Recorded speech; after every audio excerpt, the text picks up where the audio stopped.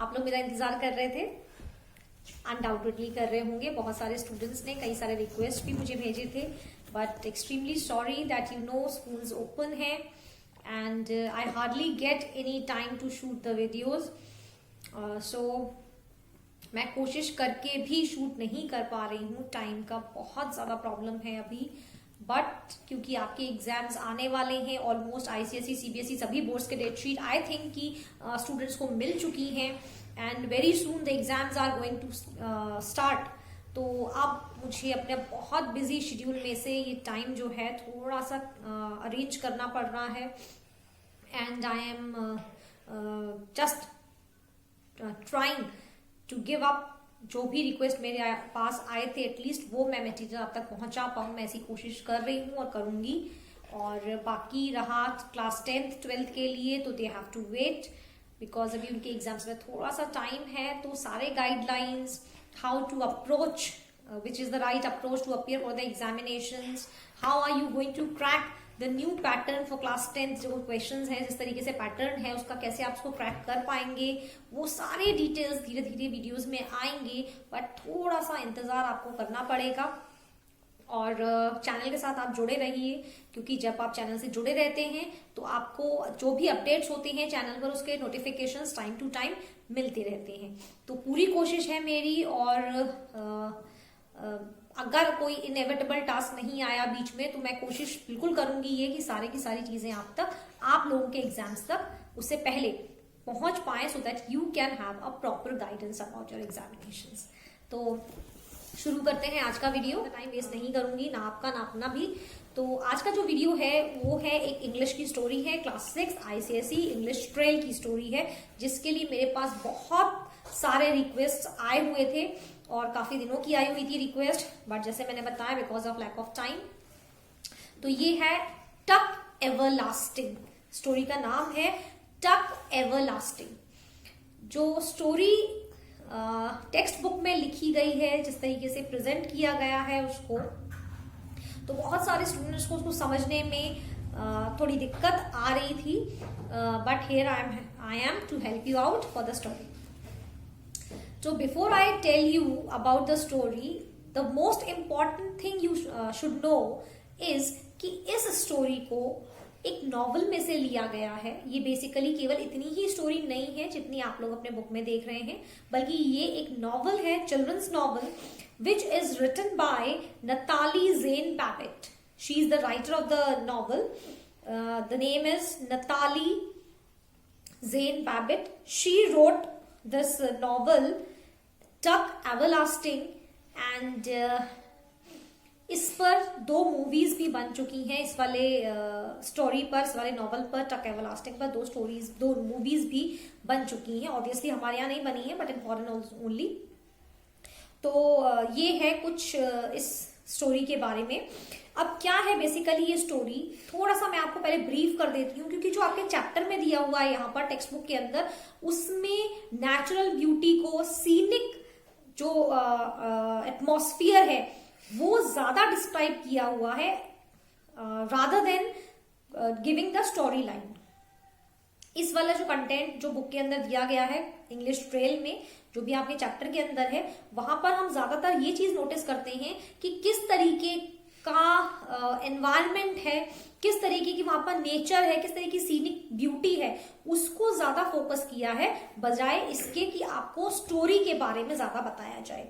तो मैं थोड़ा सा स्टोरी के बारे में आपको बताती भी चलूंगी, और क्योंकि ये एक पार्ट है केवल नॉवल का, तो थोड़ा समझने की कोशिश कीजिए। यहाँ पर ये जो है स्टार्टिंग का जो पैराग्राफ है उसमें ये बताया हुआ है कि किस तरीके के सीजन्स में चेंजेस आते हैं।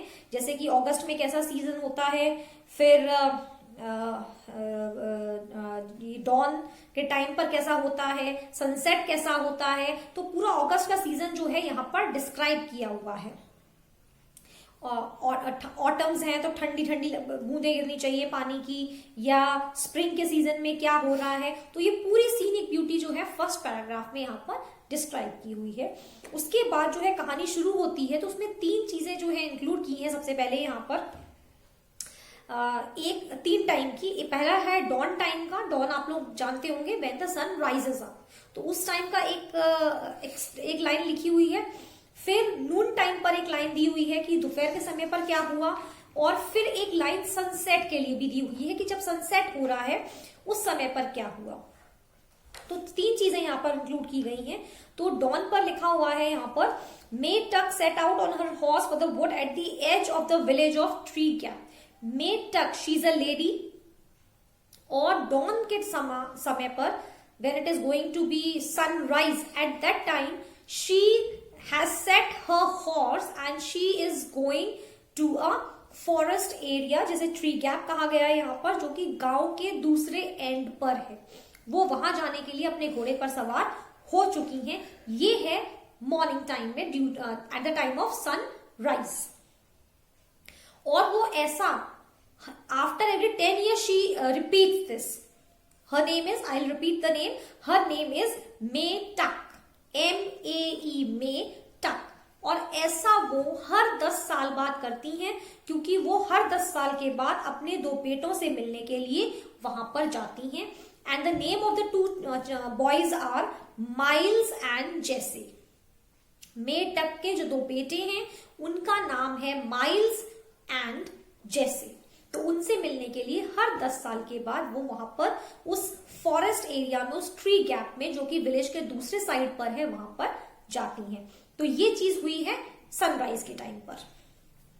दूसरी जो चीज है वो नून टाइम पर बताई गई है, आफ्टरनून में। तो क्या होता है, विनी फॉस्टर एक लड़की है जिसकी फैमिली वेल सेटल्ड है, अच्छी फैमिली है, कोई किसी चीज की कमी नहीं है, सब कुछ बहुत अच्छा है, खाने पीने की कोई कमी नहीं है, अच्छा खाते पीते हैं, अच्छा पहनती है, सब कुछ है, बहुत बढ़िया है, कोई दिक्कत नहीं है।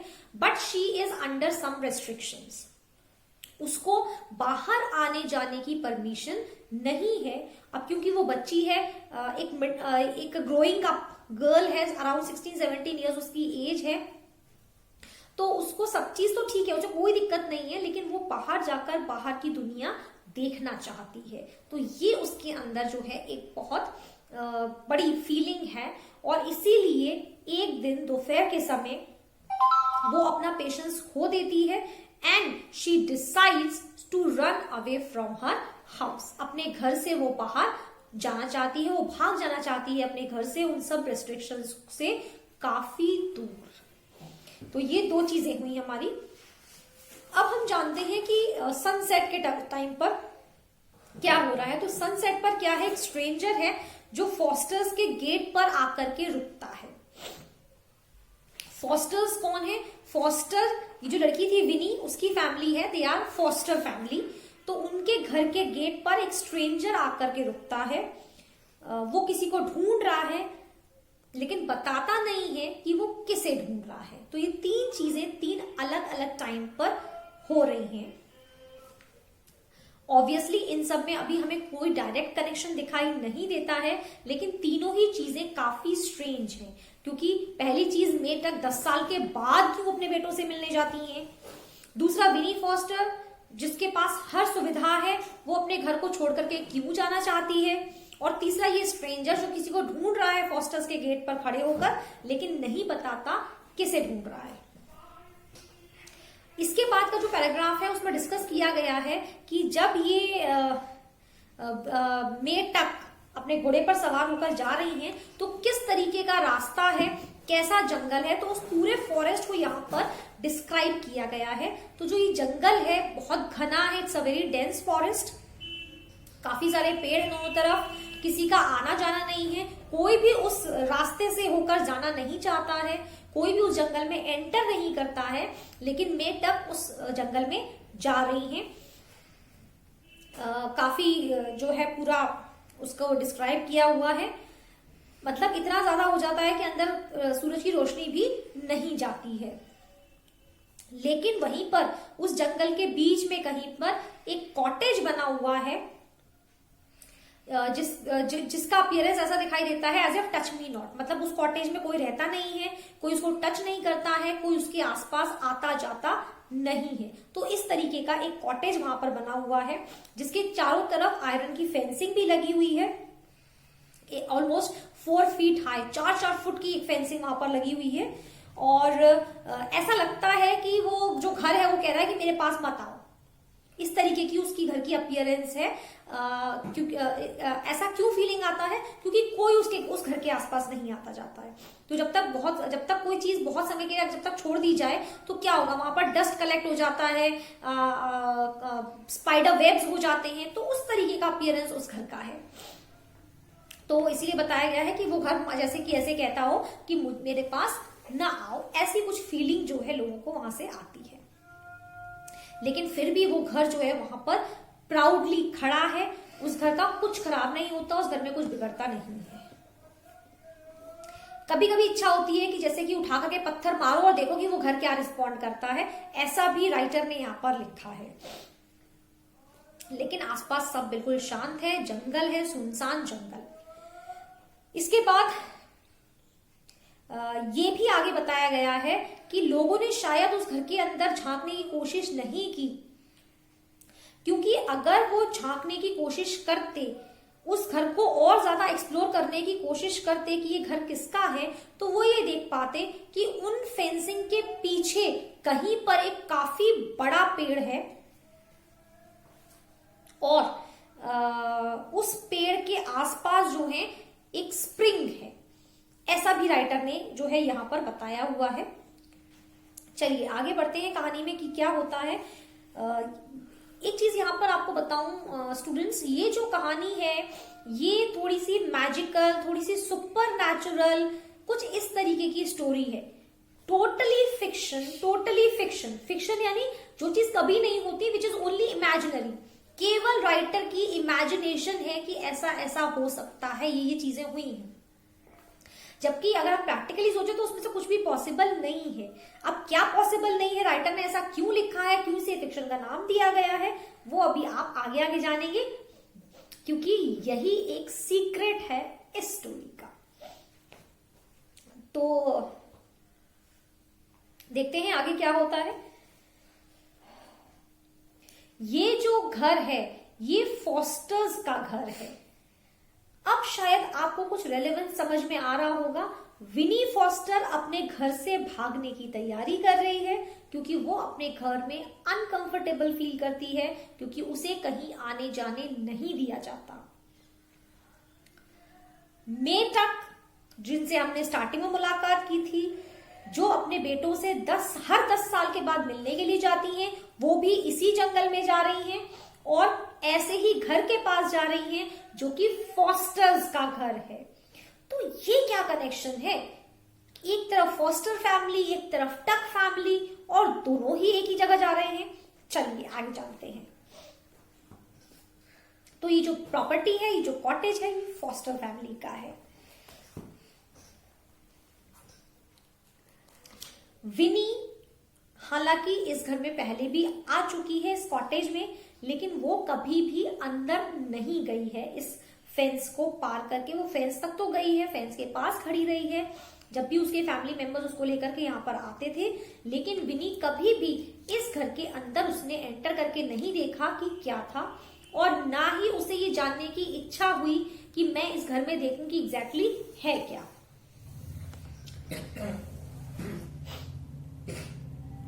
धीमी धीमी रोशनी आ रही है सूरज की यहाँ पर। स्पाइडर्स, थॉर्न्स, ग्राफ्स, सारी चीजें हैं, क्योंकि जैसे मैंने बताया कोई चीज अगर घर काफी लंबे समय तक बंद रहे तो यही सारी चीजें वहां पर इकट्ठा हो जाती हैं।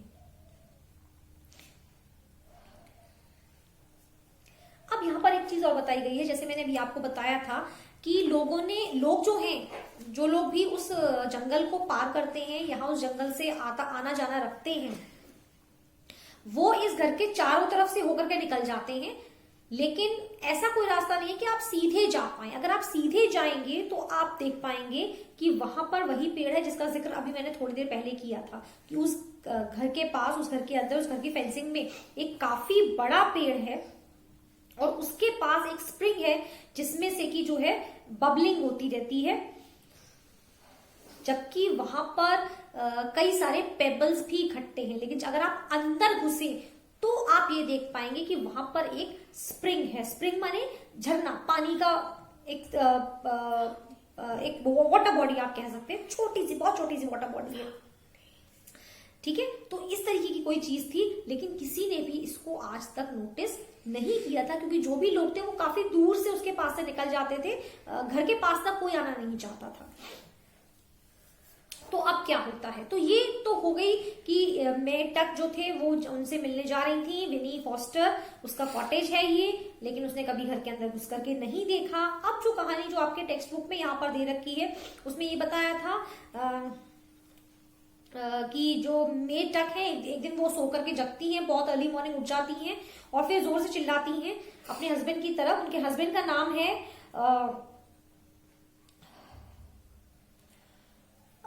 उनके हस्बैंड का नाम दिया हुआ है यहाँ पर आपके बुक में, जस्ट अ मोमेंट,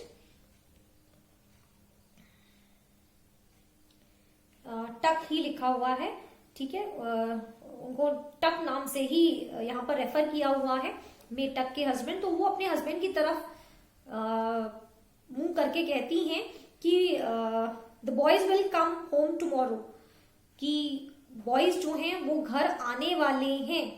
लेकिन इस बात का यहाँ क्या मतलब है, हस्बैंड ने, जो मेड टक हैं उनके हस्बैंड ने, जिनका नाम टक है, उन्होंने उनकी तरफ बिल्कुल भी ध्यान नहीं दिया। तो उन्होंने फिर थोड़ा और जोर से आवाज करके बोला, the boys will be home tomorrow, लड़के कल घर आ जाएंगे। इसके बाद भी जो टक है उन्होंने कोई बहुत ज्यादा रिस्पॉन्स नहीं किया इस बात का। इंस्टेंट उन्होंने कहा कि मैं बहुत अच्छा सपना देख रहा था और तुमने मुझे मेरे सपने से जगा दिया। इस बात पर जो मेड टक है वो थोड़ी सी फ्रस्ट्रेट हो जाती है, थोड़ा सा गुस्सा सा उनको गुस्सा सा आने लगता है। एक बहुत भारी से चेहरे वाली, ब्राउन कलर की उनकी आईज हैं, ऐसी वो एक लेडी हैं, और उन्होंने कहा कि सपना देखने से कुछ नहीं होगा, क्योंकि कुछ भी बदलने वाला नहीं है।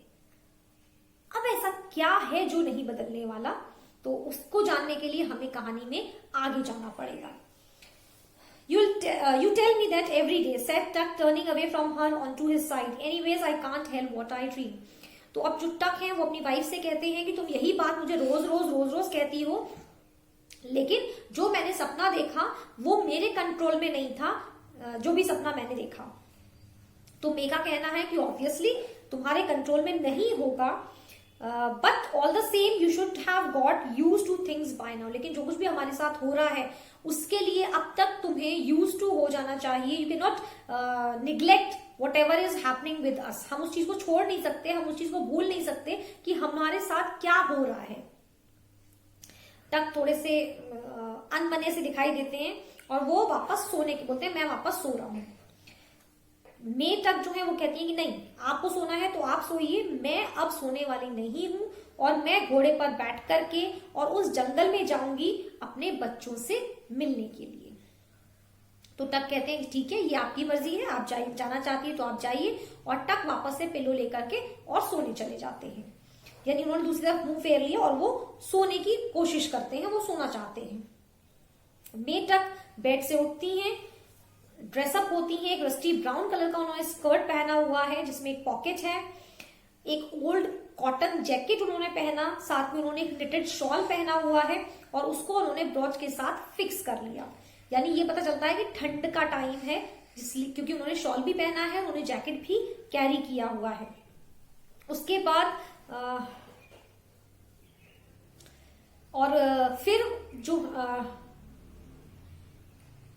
टक है वो एक उनका डायलॉग आता है, what in the world could possibly happen to me. इस दुनिया में मेरे साथ क्या हो सकता है, ऐसा वो सोचते हैं। और ऐसा ही मे का भी कहना है, मैं बार बार भूलना चाहती हूं। और टक कहते हैं कि नहीं, मैं भूलना नहीं चाहता, हैव अ नाइस टाइम। ये कहकर के टक सो जाते हैं। मे टक ड्रेसअप हो चुकी हैं, अपने बेड पर बैठी हैं, वो अपने लेदर बूट्स पहनती हैं और फिर उन्होंने अपनी हैट भी लगाया जो ब्लू कलर का जिसपे स्ट्रॉ लग रहा था, उसको भी उन्होंने लगाया। और अपने जो ग्रे कलर के हेयर हैं उन्होंने उनको अच्छे से कवर करके बन बनाया और पूरे हेयर अपने जो थे हेड के अंदर कवर कर लिए। बहुत जल्दी से उन्होंने इस चीज को किया क्योंकि बिल्कुल उन्हें शीशा देखने की जरूरत नहीं पड़ी, यानी उन्होंने बिना मिरर यूज किए जल्दी से अपने सारे हेयर का एक बन बनाया और उसको इस तरीके से फिक्स किया कि वो सारे के सारे हेयर जो थे वो हेड के अंडर में आ गए, सारे के सारे उस हेड से दब गए और उनके जो कुछ थोड़े से ग्रेइश हेयर थे वो दिखाई देना टोटली बंद हो गए, यानी उनके जो सफेद बाल हो चुके थे, जो ग्रे हेयर थे, वो उन्हें छुपाने की कोशिश कर रही थी।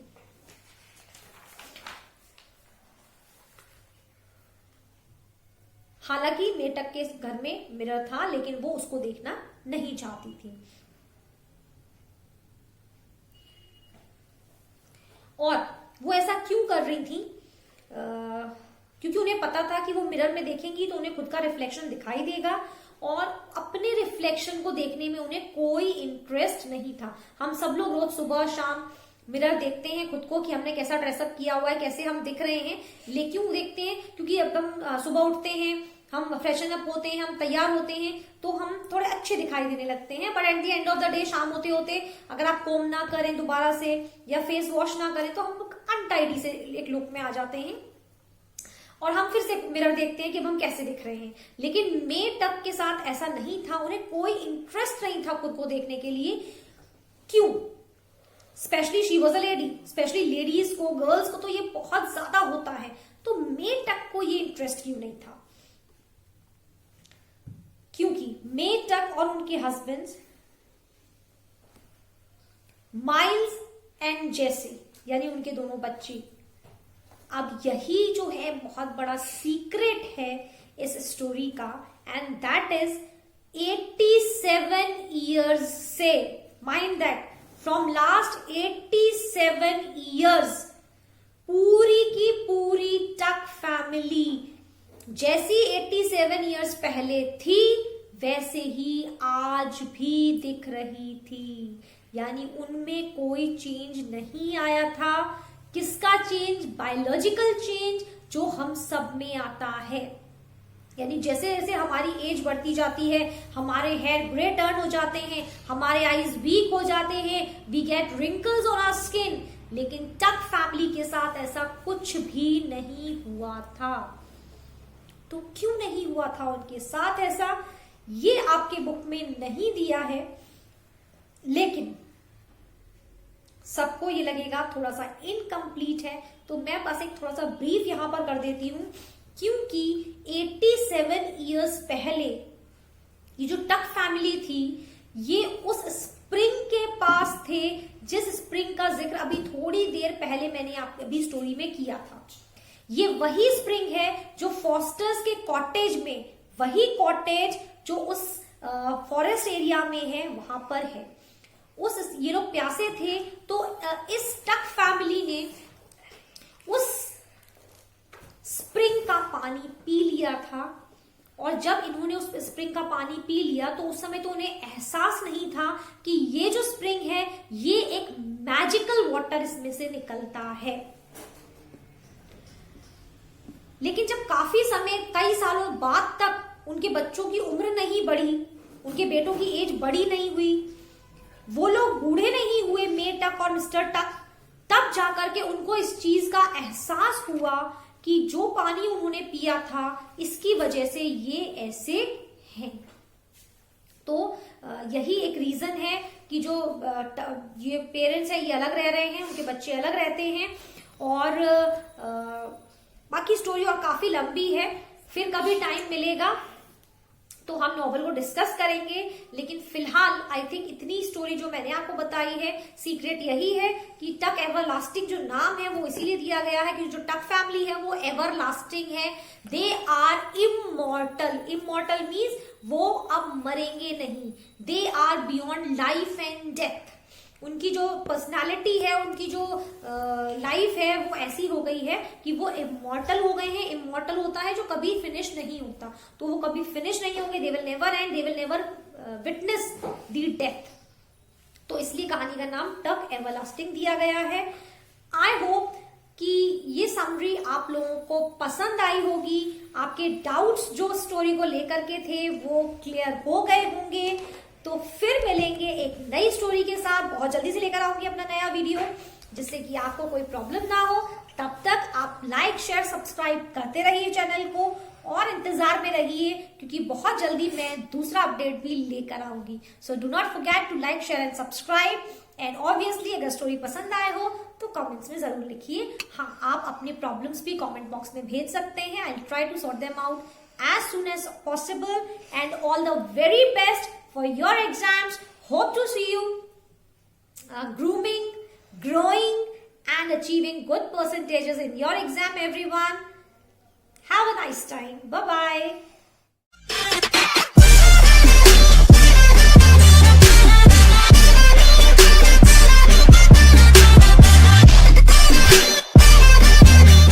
Click below to subscribe and watch more videos.